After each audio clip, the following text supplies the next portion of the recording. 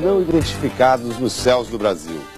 As aparições deixam dúvidas até em profissionais com milhares de horas de voo. Comandante Bantel, 12 anos de aviação civil, 8.000 horas de voo. Ele acompanhava o voo na nossa lateral o tempo todo. Comandante Souza Freitas, ex-piloto da FAB, 12 anos de aviação civil, 13.000 horas de voo. Durante essa aproximação, o alvo se deslocou em zigue-zague. Comandante Kleber, ex-piloto da FAB, 12 anos de aviação civil, 9.000 horas de voo. Não tem uma forma definida, era uma luz muito forte. Comandante Pravato, 22 anos de aviação civil, 15.000 horas de voo. O Sintacta, o centro de Brasília, ele procurou no radar e achou. O mais célebre caso de avistamento de um objeto não identificado por um piloto no Brasil aconteceu em 82 com o comandante da VASP, Gerson Maciel de Brito. À esquerda eu vi na minha janela um ponto luminoso que pela coloração não era o normal. Aí até chamei o primeiro oficial e o engenheiro de voo, vocês estão vendo aquilo ali? Eu olhei e tal, é ponto amarelo, coisado. Nós estamos voando a quase 1.000 km por hora. E a velocidade relativa nossa, quer dizer, mesmo a distância, dava a impressão que ele estava nos acompanhando. Quando estávamos quase na vertical de Belo Horizonte, aí nós observando, começou a haver a aproximação maior. Quer dizer, começou a vir o ponto, começou a aumentar a intensidade de luz, compreende? Aí eu pude delinear o objeto, vamos dizer, fisicamente, não só a emanação da luz, como perfil, como fosse dois pratos superpostos do tamanho de uns 2 jumos, assim, enormes. O engenheiro de voo falou, comandante, o que é isso? E o primeiro oficial também. Aí eu falei, ó, isso pode ser um objeto não identificado. Naquela noite, o Centro de Controle em Brasília consultou um comandante da Transbrasil que voava na mesma área.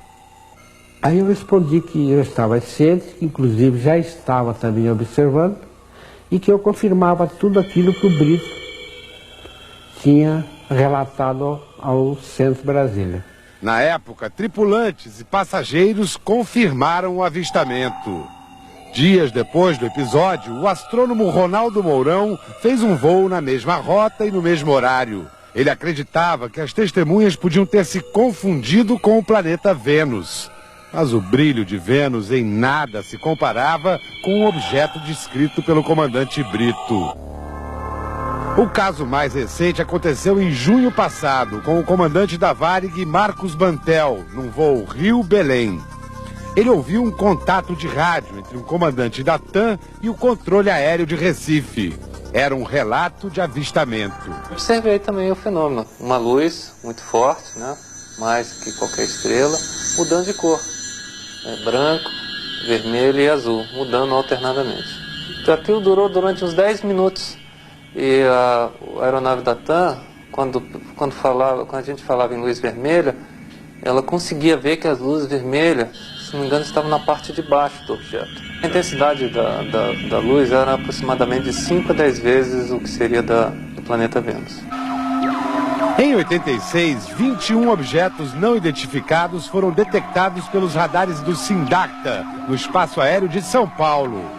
Caças F-5 e Mirage decolaram para tentar interceptar os alvos. O tenente Kleber partiu da base de Santa Cruz, o capitão Viriato da base de Anápolis. Quando foi às 22h30, eu estava chegando na aeronave já, e me deparei com um sargento de armamento, né?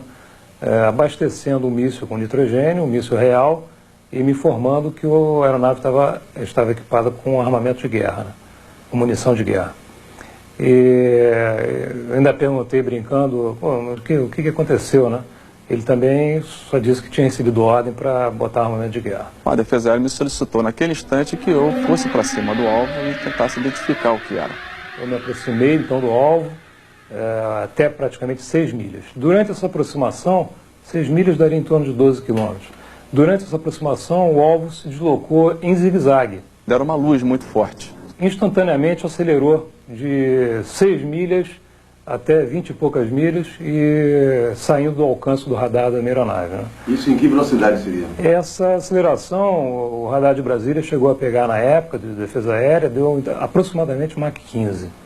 Isso aí daria em torno de 15 mil km por hora. Hoje eu diria que é algo na envergadura de um jumbo, na largura de um jumbo, na matéria de asa, tá? A envergadura que eu falo de ponta de asa a ponta de asa. Estes dois pilotos, hoje na aviação civil, faziam parte da elite da Força Aérea Brasileira. O caso vazou para a imprensa. Na manhã seguinte, o então ministro da Aeronáutica, Otávio Moreira Lima, teve um despacho com o presidente José Sarney e decidiu dar uma coletiva. Os pilotos envolvidos na operação contaram tudo. Como vazou essa informação e tudo, não posso precisar. Mas isso veio à tona. E, uma vez vindo à tona, a melhor forma de você tirar qualquer dúvida é você fazer uma declaração que aquilo não tinha nada de digamos assim, que pudesse afetar a segurança do país. Além do planeta Vênus, os astrônomos buscam outras explicações científicas para os avistamentos de OVNIs. Balões meteorológicos, por exemplo. Um balão meteorológico, ele não tem condição de acompanhar um jato a quase 1000 km por hora. Há também um fenômeno conhecido como parahélio. O Sol ainda está abaixo da linha do horizonte, mas os primeiros raios se refletem nas nuvens. Só que esse fenômeno não se encaixa com os relatos dos pilotos. O editor Ademar Gevaer, que pesquisa o assunto há 25 anos, mostra uma foto rara. Um objeto não identificado fotografado pela tripulação de um Boeing. Esses pilotos, em qualquer uma das categorias, são pessoas altamente treinadas e qualificadas, que sabem distinguir um fenômeno atmosférico de um fenômeno meteorológico ou de qualquer outro fenômeno de um objeto voador não identificado com características anômalas. Em segundo lugar, esses profissionais nunca estão sozinhos. Um piloto civil geralmente está com o seu acompanhante na cabine. E é comum que a observação seja feita por ambos, assim como o restante da tripulação e muitas vezes até pelos passageiros. O consultor aeronáutico Douglas Avedikian era controlador de voo em Brasília quando os 21 OVNIs foram detectados no céu do país. Ele garante que houve vários outros casos semelhantes.